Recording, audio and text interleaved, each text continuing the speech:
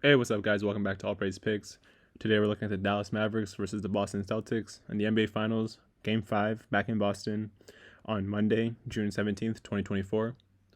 So, Dallas had a great win in Game 4 to push this series to Game 5, but it's back in Boston, as I mentioned, and I do think that a lot of momentum has swung towards the Mavericks, but with the game being back home in Boston, I think that the Celtics could end up winning this game and winning the NBA Finals tonight.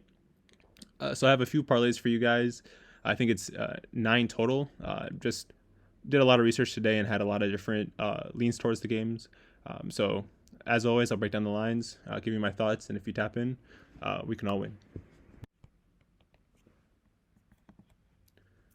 So these are the first 3 parlays, and they all consist of totals or spreads for the team. So there's no player props in these ones. But just a little background. So Boston plays a lot better after a loss. In the regular season, they're 16-4 straight up. Essentially, they've won 16 out of the 20 games after a loss that they've played. And in those games, they typically go under. And so far in the playoffs, they've only lost 3 games, one against the Cavs, one against the Pacers, and then last game against the Mavericks. So I do think that all likelihood is that the Celtics will win this game. I also found that in favorites in the next game in the playoffs who are coming off of a loss of 35 points or more are 7-0 to the under, staying under by more than 15 points on average. So I do think that Boston's defense will come to play in this game and hold the team total under for the Mavericks, which is the first line of the first parlay there. The Dallas Mavericks to have a team total under 112 points, and also for the game to go under 120.5 points. I do think that Boston's defense overall has just been playing much better at home, and I think they have a good chance of holding Dallas under these marks for this game. So I also included the Celtics to cover a 4.5 point spread, so essentially not to lose the game by more than 5 points if they do lose this game, and I do think that they end up winning this game. So at minus 145, that's the first parlay. If you bet 1 unit, you get just under 69% of your investment back. But as long as the bet wins, it's always a greater return on investment. So the other 2 parlays are at plus 115 and plus 125. And essentially, they're consisting of the Dallas Mavericks going under their point totals for the game and for the Celtics to go over their point totals. So for the first line of the second parlay, I have Dallas going under 56.5 first half points. The Celtics are a very good first half defensive team, and I think that that'll continue in this game. I do think that if the Mavericks are to score, I think that they're likely to score in the third quarter just after halftime once they make their adjustments. And that's typically when, if Boston does have a lead, that they give up the lead is usually in the third quarter going into the fourth quarter. So I do feel comfortable taking the Mavericks to go under 56.5 points in the first half and under 112 points for the full game, as I mentioned in the first parlay.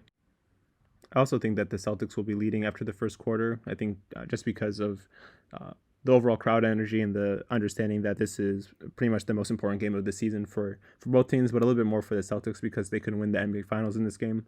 I think that they come out hot offensively and will be leading after the first quarter. And I also think it's likely that they're leading at halftime. So in the third parlay, the one to the farthest right, I have them going 1.5 points in the first half, essentially not to lose the first half by more than 2 points, but I do think that they'll be leading both after the first quarter and at halftime of this game. So those 2 parlays at plus 115 and plus 125.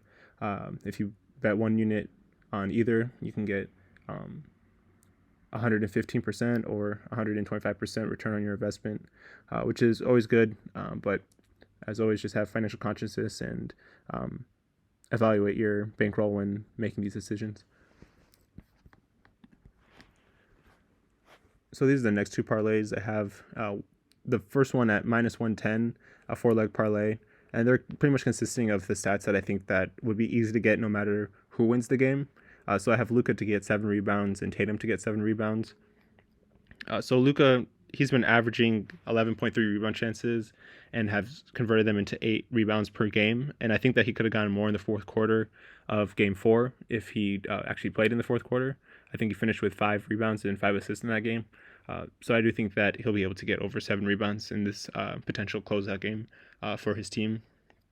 And I do think that Tatum will also get 7 rebounds. He's averaged 11.8 rebound chances and 7.8 rebounds thus far in the playoffs. And as I mentioned before, he could have had more opportunities to get rebounds in Game 4 if he played in the fourth quarter. In the next two lines, I have 3 assists for Jrue Holiday and 3 assists for Kyrie Irving. And I just think that with them being the point guards of each team, that they have a high potential of getting assists in this game. Holiday's had 8.8 potential assists so far in the playoffs, and has converted them into 4 assists on average. And Kyrie has had 9.7 potential assists in the finals so far, and has converted them into an average of 5.2 assists. So I do think that Jrue Holiday just having the overall mentality of being a facilitator, similar to Tatum, but in a different way, where Jrue Holiday will actually pass up open shots or open layups to pass the ball for open threes. And I think Kyrie Irving, with the added defense that the Celtics should come in with this game, will have to pass the ball more often than he's used to, and should be able to get 3 assists at least from those passes. So at minus 110, if you bet 1 unit, you get a little bit more than 90% of your investment back, which is less than double, but always good. And then for the second parlay here, I have it at plus 145. It's leaning towards the Celtics to win this game, but I also think that these point totals and rebounds could be reached without the Celtics actually winning the game in the end.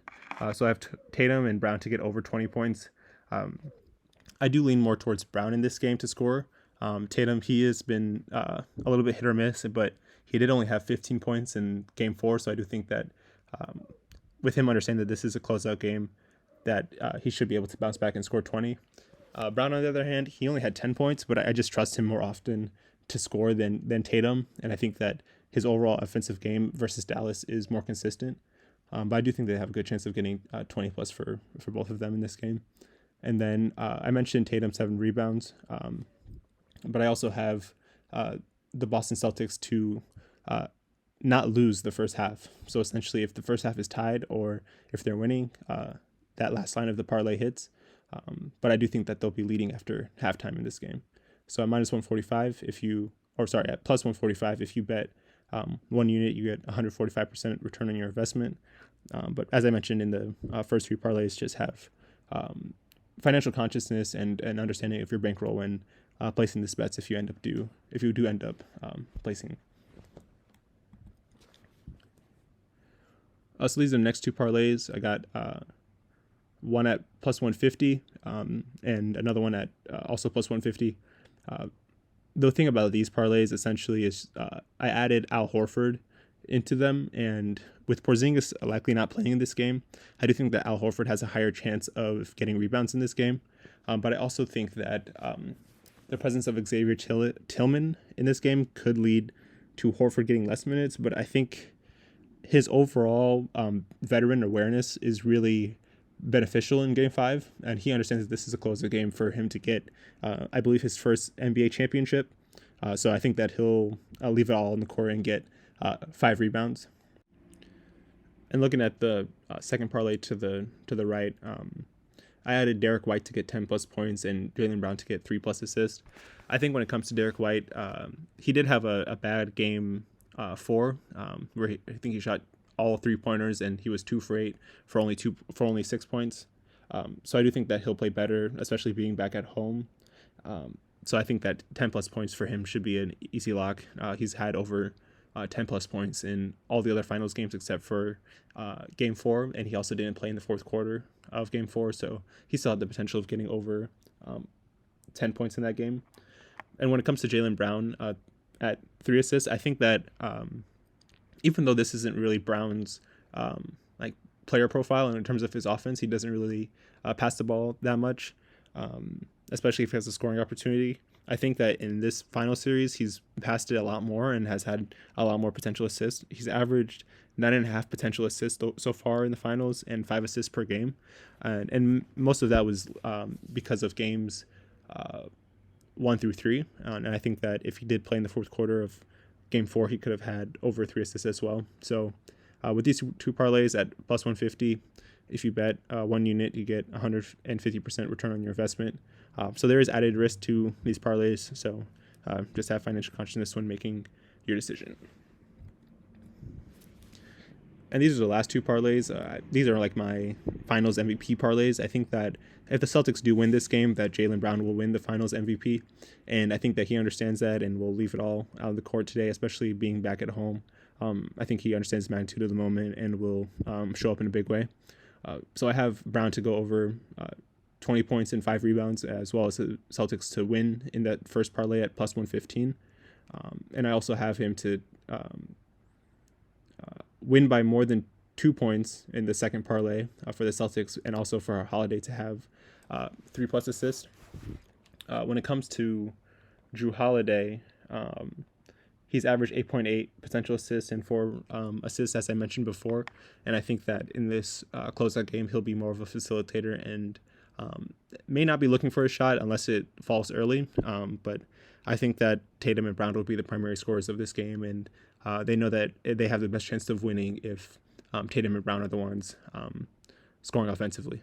So at plus 115 for that one on the left, and at plus 150 for the one on the right, you're making a little bit more than double for both of them.